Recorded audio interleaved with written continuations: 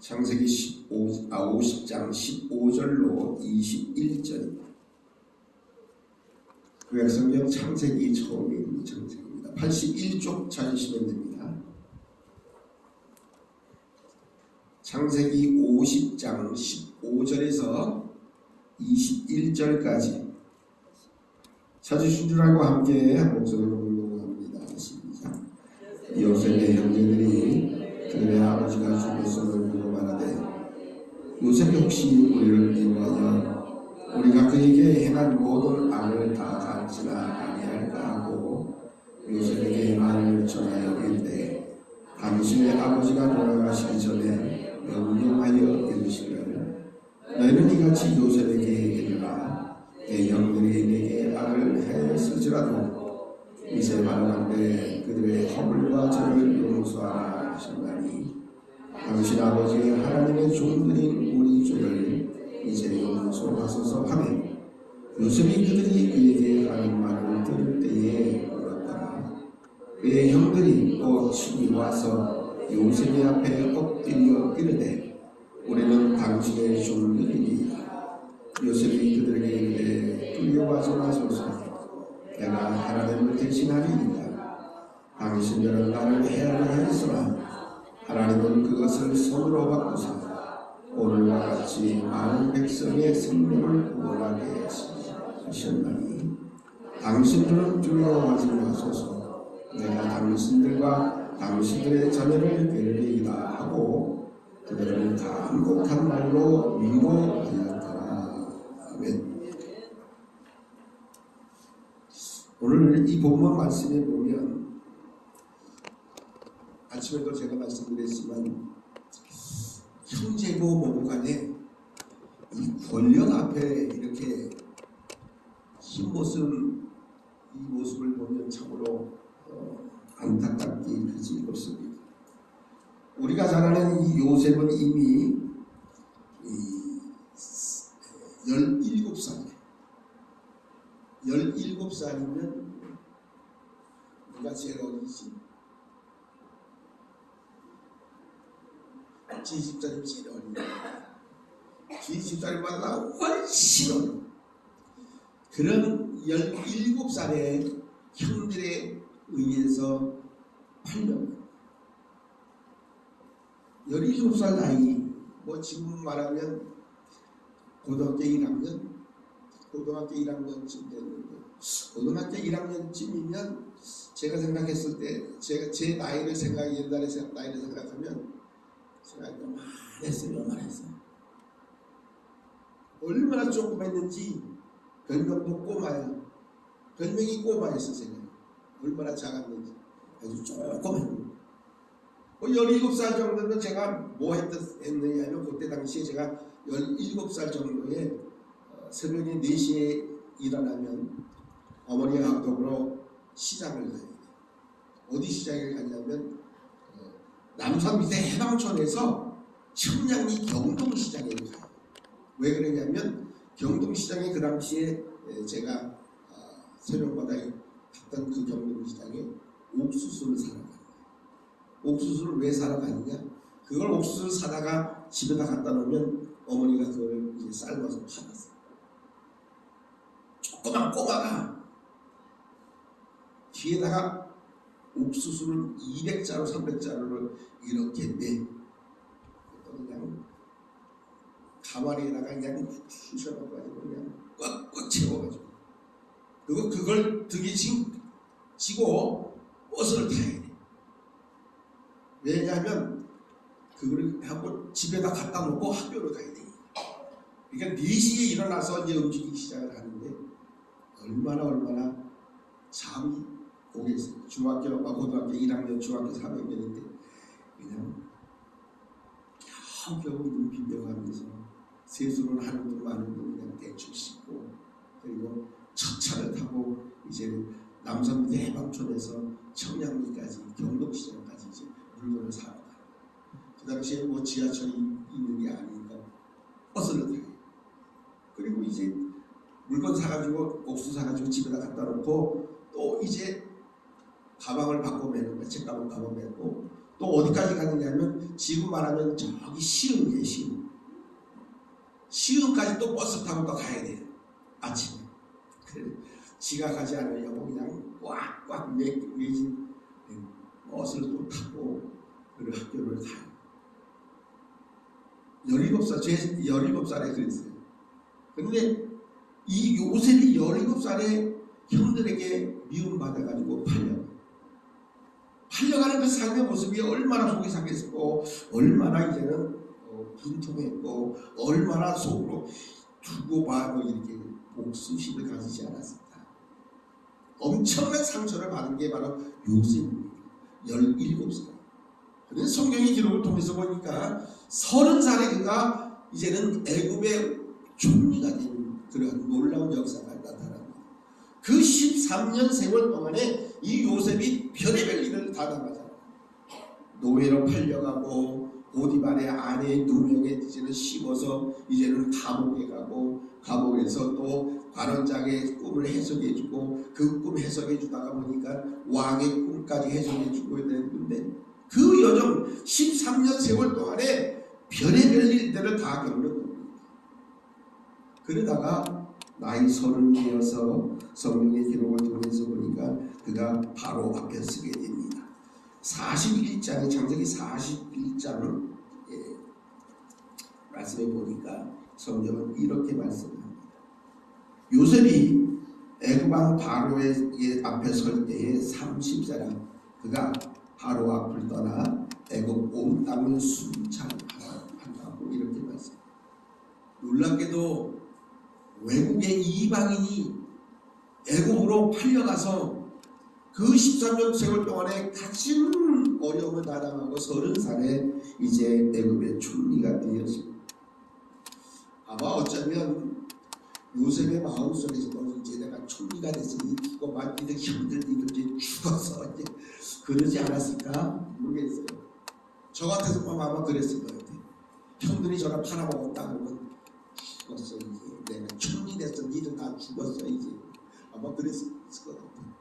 그런데 그런 와중 속에서 이제 이스라엘 땅에 흉년이 들고 이 흉년이 들어서 이제는 애굽에 곡식을 사러 갔다가 이렇게 다시 형제가 만나지는 역사가 계속되어지는 말씀 속에 기록되어져 있습니다. 자, 그런데 참으로 놀라운 일들이 성경 속에 너무너무 많이 기록이 되어져 있지만 그런 와중 속에 이제 우리가 잘 아는 대로 이제 요셉의 아버지가 이제는 죽음을 죽고 말았습니다. 자, 그런데 성경 속에 기록되어져 있는 이 형들의 모습은 대단히 애처롭다 아니면 불쌍하다라고 말할 수 있습니다.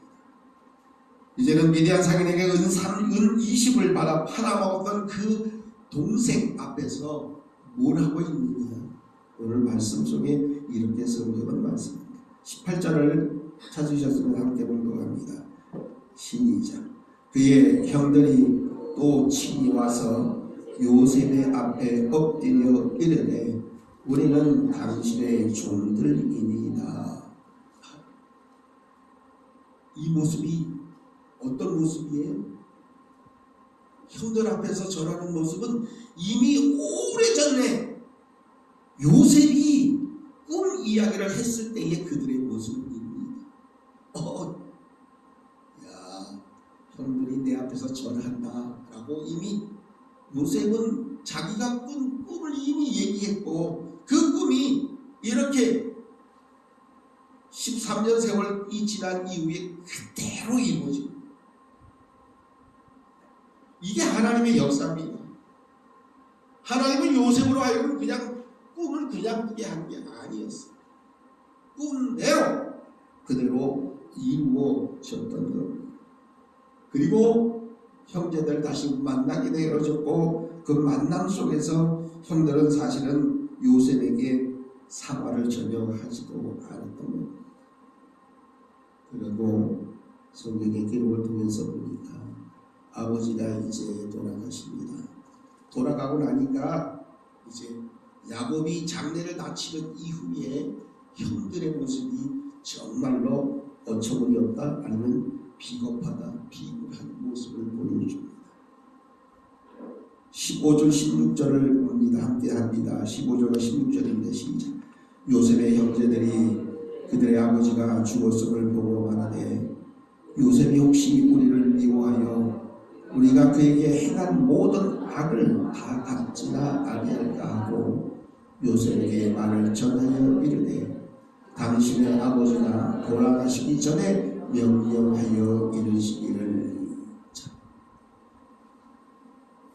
아버지가 죽고 나니까 이제 겁시나는 거야. 야, 동생이 우리가 행했던 모든 악한 일들을 다 갚지가 아니할까 무서웠어요.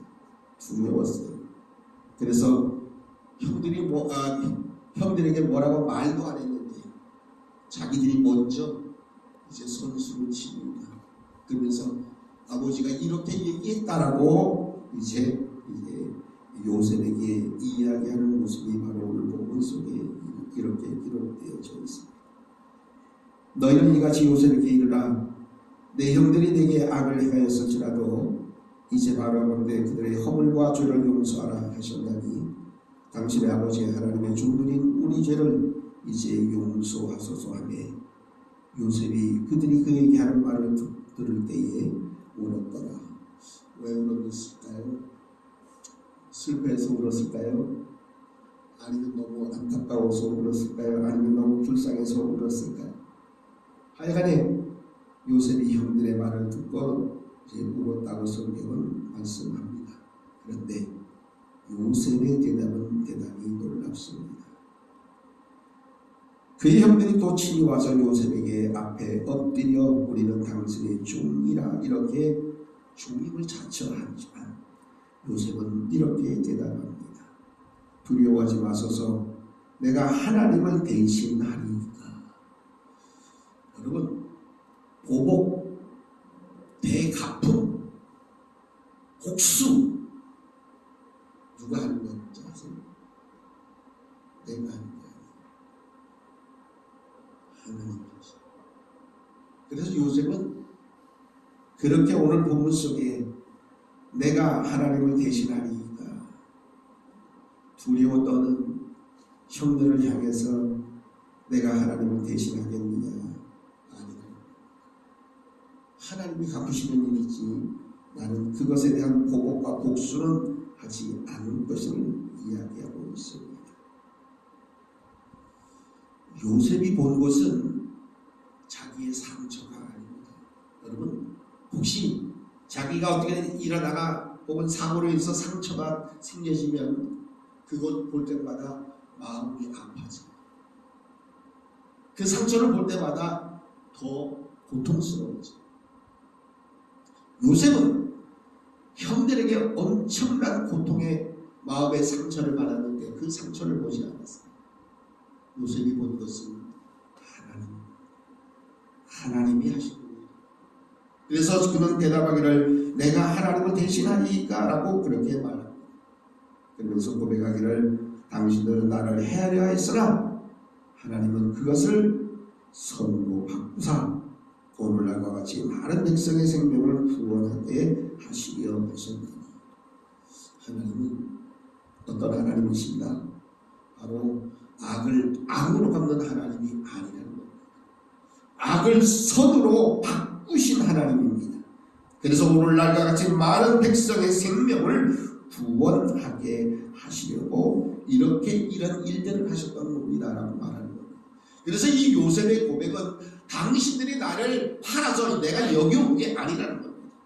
하나님이 나를 보내신 것이지 당신들이 나를 팔아서 내가 이 고생을 했고 이 자리까지 온 것이 아니다 라고 이렇게 이제는 말하고 있는 겁니다. 상처로 가려져 보이지 아니하는 눈은 바로 믿음을 떠서 하나님을 바라보아야 합니다. 상처만 보고 묵상하면 상처보다 더 깊은 또 그 더 아픈 고통이 다시금 떠오르게 됩니다.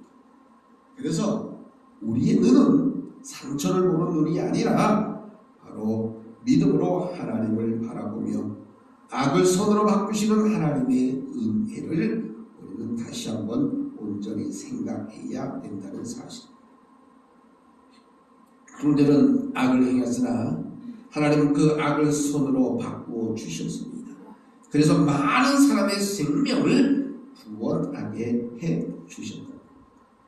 바로 형들 덕분에 요셉은 애굽에 오게 되었고, 더 나아가서 총리 대신이 돼서 많은 사람의 생명을 살리는 축복의 통로가 될 수 있었음을 바로 요셉은 오늘 말씀 속에서 고백하는 것입니다.